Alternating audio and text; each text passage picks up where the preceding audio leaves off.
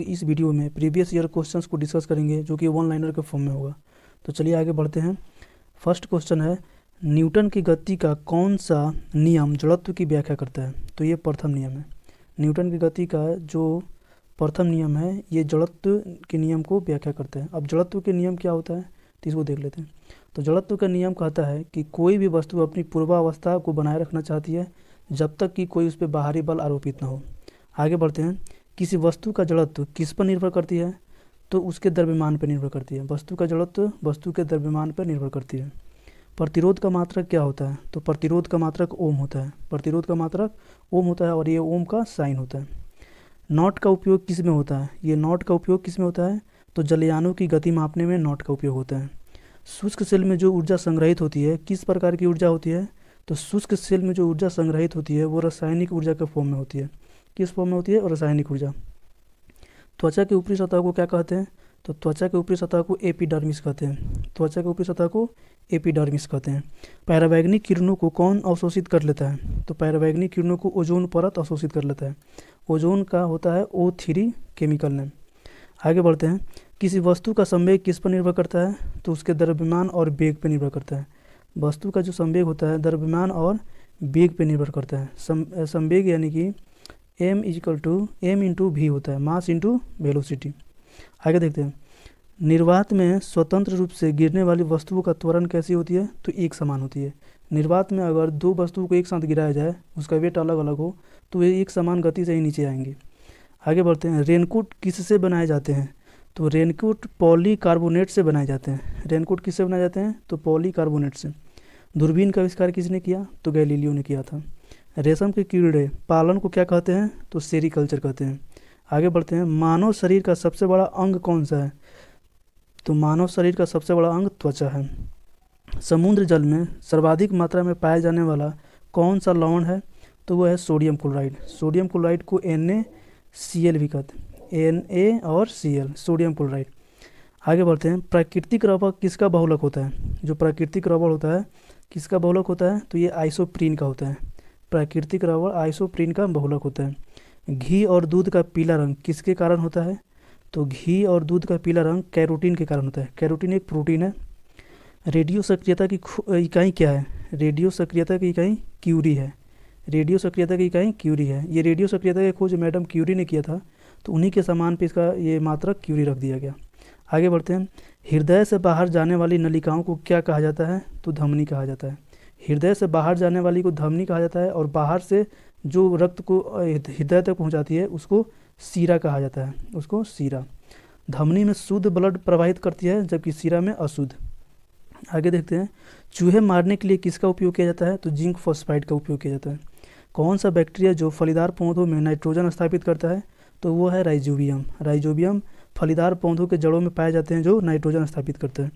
Hydrogen की खोज किसने की? तो हेनरी कैंडविस ने किया। हाइड्रोजन का खोज हेनरी कैंडविस ने किया। अस्थायी चुंबक बनाने के लिए किसका उपयोग किया जाता है? तो अस्थायी चुंबक बनाने के लिए निकल का उपयोग किया जाता है। आधुनिक आवर्त सारणी किस पर आधारित है? तो जो आधुनिक आवर्त सारणी है वो परमाणु क्रमांक पर आधारित है और आधुनिक आवर्त सारणी का जन्मदाता मोसले को कहा जाता है। सोडा वाटर में कौन सा अम्ल होता है? तो कार्बनिक अम्ल होता है। सोडा वाटर में कार्बनिक अम्ल होता है। आगे बढ़ते हैं। जब किसी धातु को गर्म किया जाता है तो इसके प्रतिरोध में क्या परिवर्तन होता है? तो जब किसी धातु को गर्म किया जाता है तो इसका प्रतिरोध बढ़ जाता है, लेकिन किसी अर्धचालक को गर्म किया जाता है तो उसका प्रतिरोध घट जाता है। परमाणु बम का खोज किसने किया था? तो अटोहन ने किया। परमाणु बम का खोज अटोहन ने 1941 ईस्वी में किया था और सबसे पहला परमाणु बम जापान के हिरोशिमा और नागासाकी पे गिराया गया। सफ़ेद प्रकाश के स्पेक्ट्रम में नीले और पीले रंग के बीच कौन सा रंग होता है? तो वो हरा होता है। आगे बढ़ते हैं। प्रकृति में सबसे शक्तिशाली बल कौन सा होता है? तो प्रकृति में सबसे शक्तिशाली बल नाभिकीय बल होता है। प्रकृति में सबसे शक्तिशाली बल नाभिकीय बल, इसको इंग्लिश में न्यूक्लियर फोर्स भी कहते हैं। आगे बढ़ते हैं। किसी तत्व के रासायनिक गुण कौन तय करता है? यानी जो कोई भी एलिमेंट्स है उसका केमिकल प्रॉपर्टी कौन तय करता है? तो इलेक्ट्रॉनों की संख्या, उसमें कितने इलेक्ट्रॉन है इसी पर तय होता है कि उसका प्रॉपर्टी कैसा होगा।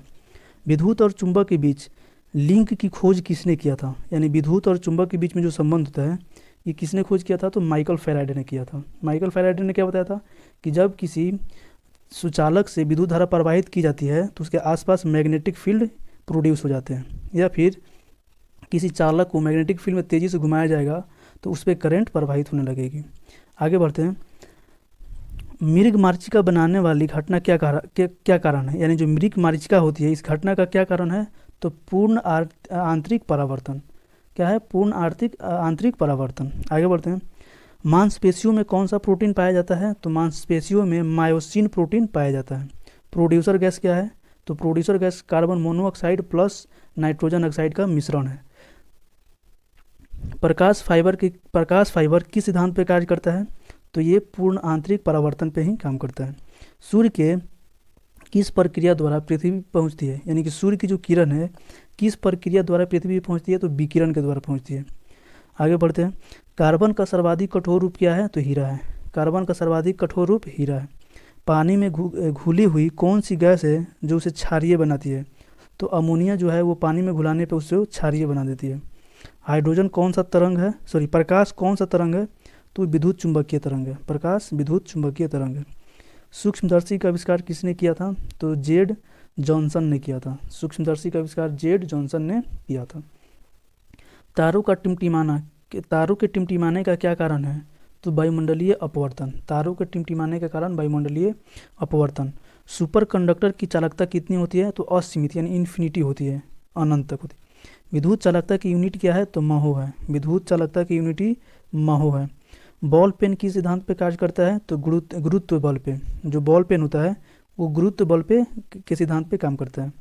गैस इंजन का आविष्कार किसने किया था, तो डायमेलर ने किया था। गैस इंजन का आविष्कार डायमेलर ने किया। पदार्थ का परमाणु सिद्धांत किसने प्रतिपादित किया था, तो डाल्टन ने। पदार्थ का परमाणु सिद्धांत किसने प्रतिपादित किया, तो जॉन डाल्टन ने। किस बल को आभासी बल भी कहा जाता है, किस बल को आभासी बल भी कहा जाता है, तो अपकेंद्रीय बल को आभासी बल कहा जाता है। प्रिज्म से गुजरने पर प्रकाश का कौन सा रंग सबसे अधिक विचलन दर्शाता है, तो बैगनी किरण।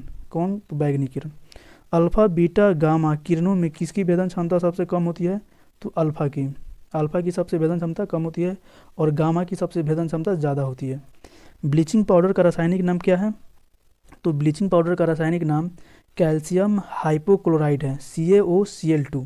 Calcium hypochlorite. सूर्योदय और सूर्यास्त के समय वायुमंडल में लालिमा किस कारण छाई रहती है, तो प्रकाश के प्रकीर्णन के कारण। पानी से निकालने पर शेविंग ब्रश के बाल आपस में क्यों चिपक जाते हैं, तो पृष्ठ तनाव के कारण, सरफेस टेंशन के कारण। जब पानी जम जाता है तो उसके घनत्व में क्या परिवर्तन होता है, तो उसका घनत्व बढ़ जाता है, घनत्व घट जाता है। किससे जीवन का रासायनिक ब्लूप्रिंट कहा जाता है, तो डीएनए को कहा जाता है। डीएनए को जीवन का रासायनिक ब्लूप्रिंट कहा जाता है। सबसे मीठी शर्करा कौन होती है, तो फ्रुक्टोज होती है, जो शहद में पाई जाती है। किडनी के क्रियात्मक इकाई को क्या कहते हैं, तो नेफ्रॉन कहते हैं। किडनी के क्रियात्मक इकाई को नेफ्रॉन कहते हैं और किडनी के अध्ययन को नेफ्रोलॉजी कहा जाता है। कान में कितनी हड्डियाँ होती है, तो 6 होती है। सबसे छोटी हड्डी कान में ही होती है जिसे स्टेपिज कहते हैं। किस विटामिन को हार्मोन भी कहा जाता है, तो विटामिन डी को हार्मोन भी कहा जाता है। तो अब यहीं पे समाप्त होता है। आई होप आप सबको ये वीडियो बहुत ही अच्छा लगा होगा। तो प्लीज़ दोस्तों वीडियो को लाइक शेयर तथा कमेंट और सब्सक्राइब कर लीजिए ताकि ऐसे ही वीडियो आप तक पहुँचता रहे। तो मिलते हैं फिर अगले वीडियो में, तब तक के लिए जय हिंद।